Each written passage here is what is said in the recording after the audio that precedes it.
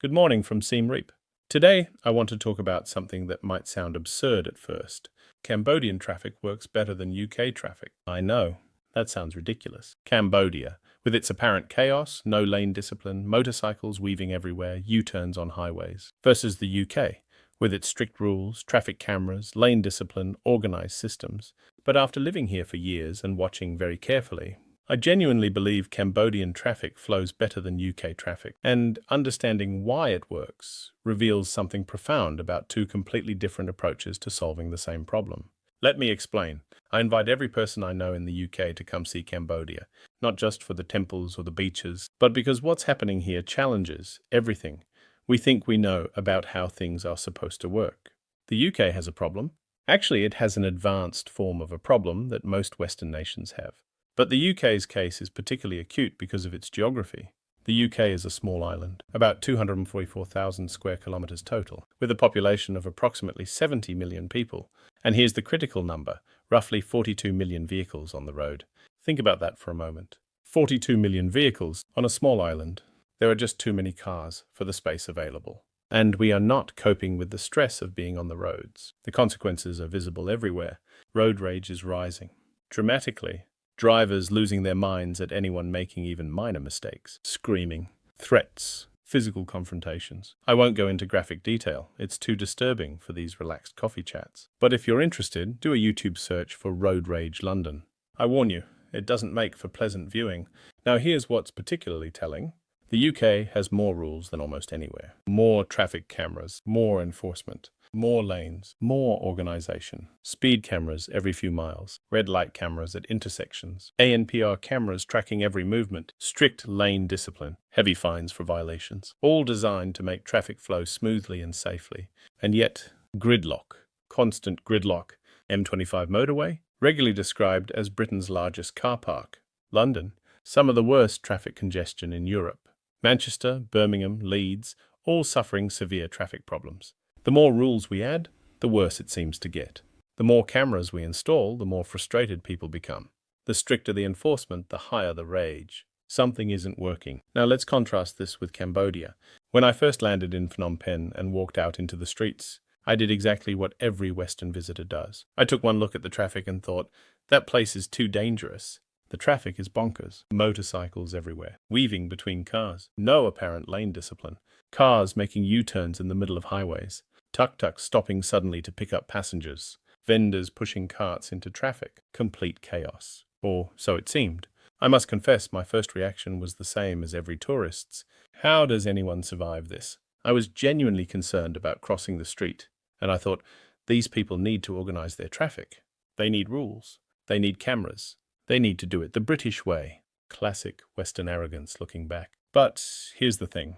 Unlike a tourist who's just passing through, I had the luxury of time. I wasn't here for a week. I moved here. And when I came to Siem Reap, which has a lot less traffic than Phnom Penh, I had the opportunity to watch. Really watch. Not with the rushed judgment of a tourist, but with the patient observation of someone living here. And slowly, I started to understand the moment I saw it. Let me tell you about the moment that changed my entire perspective. I was standing on a main road in Siem Reap. Heavy traffic. Steady flow in both directions. And I watched a tuk-tuk driver decide he needed to go the other direction. So he just stopped traffic right in the middle of the highway and performed a U-turn. Now let me explain what would happen if someone did this in London. First, every single driver who had to stop would immediately start honking. Aggressive honking. Continuous honking. Second, drivers would start screaming out their windows, cursing, gesturing, rage building instantly. Third, if this happened in a camera zone, that driver would receive a hefty fine in the mail, possibly points on their license, possibly a court summons for dangerous driving. The consequences would be severe. And the social consequences? Immediate fury from every stopped driver. So, when I saw this tuk-tuk driver stop traffic for a U-turn on a Cambodian highway, I braced myself for the eruption, for the honking, the screaming, the rage. To my absolute surprise, nothing happened. Not one horn. Not one angry gesture. The traffic just stopped, waited patiently while the tuk-tuk completed the turn, and then continued moving, as if nothing unusual had occurred. I was stunned, and that's when I realized I'm watching something I don't understand yet. The pattern emerges. So, I kept watching, day after day, week after week, observing Cambodian traffic with genuine curiosity instead of Western judgment. And a pattern emerged. It's a dance, a ballet even. Let me describe what I mean. In heavy traffic, and I mean heavy traffic, Phnom Penh rush hour, the flow works like this. Motorcycles weave through gaps that Western drivers would never attempt. But they do it smoothly, predictably. Everyone expects it. Cars slow down to let them through. Not with anger. Just, naturally. A car needs to merge from a side street into heavy traffic. In London, they'd wait minutes, maybe longer, getting increasingly frustrated. In Cambodia, someone slows down, lets them in. No drama. A street vendor pushes a cart across the road during rush hour. Traffic adjusts, flows around them, keeps moving. The key insight I had was this. The traffic flows because people's anger doesn't rise when the river in front of them slows or stops. Read that again.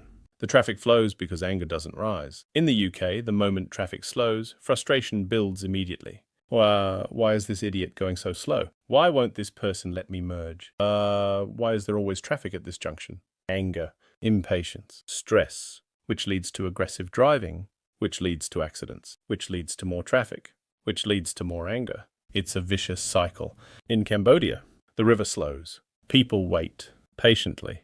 The river stops completely. People wait, still patient. Someone makes an unusual maneuver. People adapt, no anger. And as a result, the traffic keeps flowing. It's remarkable. The patience and tolerance of the Khmer people end up causing the traffic to run smoother than the rigid, rule-based, camera-enforced system in the UK. So, what's actually happening here?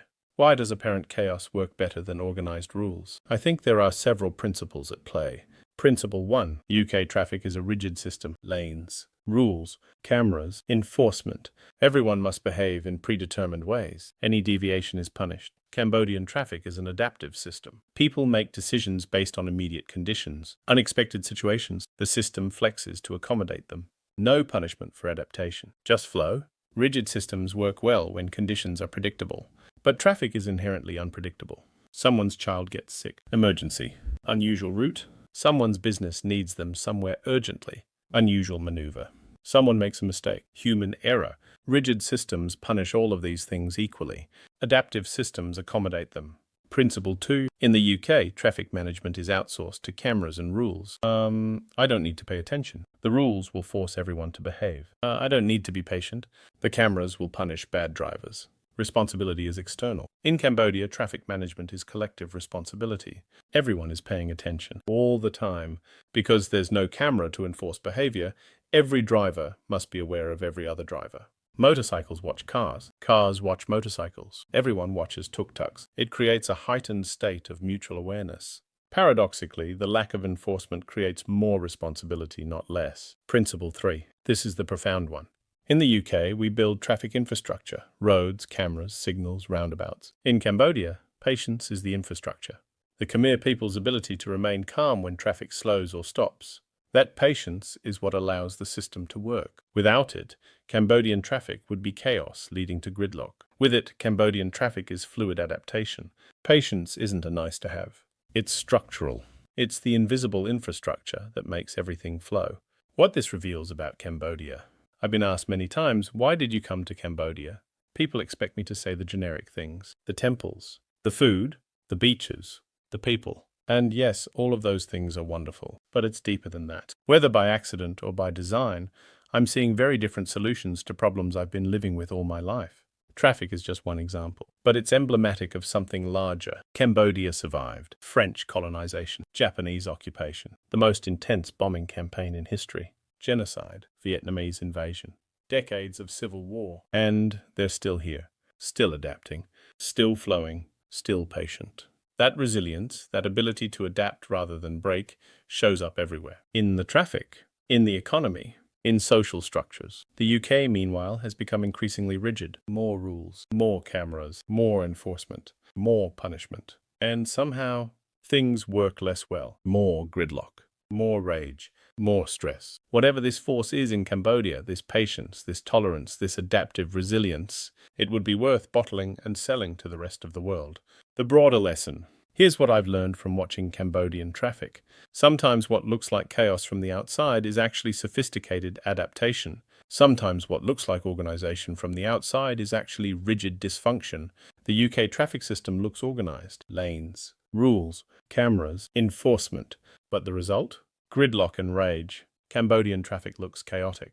No lanes, flexible rules, minimal enforcement. But the result? Flow and patience. We've been taught our whole lives that more rules sucks better outcomes. More organization, more efficiency, more enforcement, more safety. But Cambodia challenges all of that. What if the opposite is true? What if excessive rules create rigidity that breaks under stress? What if excessive enforcement removes personal responsibility? What if excessive organization prevents natural adaptation?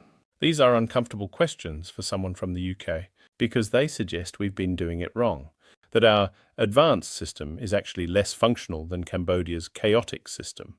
But I've watched it with my own eyes. Day after day, month after month, Cambodian traffic works better than UK traffic, not because of technology, not because of infrastructure, but because of patience, tolerance, adaptation, human qualities, not enforced by cameras or rules, but cultivated by culture and necessity. Conclusion. So, if you're in the UK and you're stuck in traffic again, and you're feeling that familiar rage building, and you're wondering why it never gets better despite all the rules and cameras, remember, there's a small country in Southeast Asia where traffic has no lanes, where tuk-tuks make U-turns on highways, where motorcycles weave through impossible gaps, and it works. Better than your organized system works, not because they're lucky, but because they've learned something we've forgotten.